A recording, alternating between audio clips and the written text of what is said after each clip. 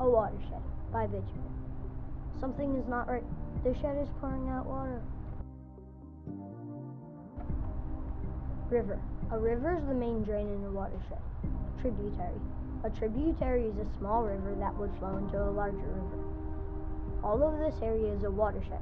A watershed is all the land around a river that would collect water for that one river. Mouth. A mouth is where the river ends and normally meets the ocean. Source. A source is where the river begins. In this case, snow melting off a mountain. Floodplain. A floodplain is the flat land on either side of a single river that sometimes floods. All of what looks like a big squiggly line at this moment is called a meander. A meander means to follow a winding or twisting course or path. Glacier. A glacier is a large moving mass made up of ice and snow. Marsh. A marsh is a wet, soft area that has lots of grassy plants. A marsh acts like a giant sponge.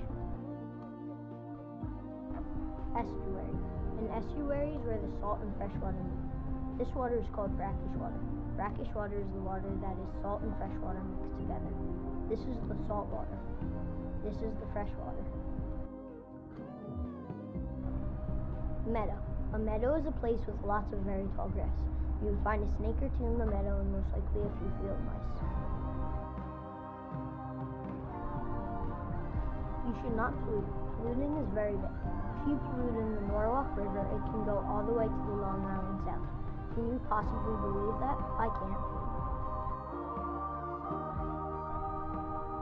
One thing I learned at the Norwalk River Walk is that Ridgefield is 15 to 20 miles away from the Long Island Sound, though we are still considered part of the Sound watershed.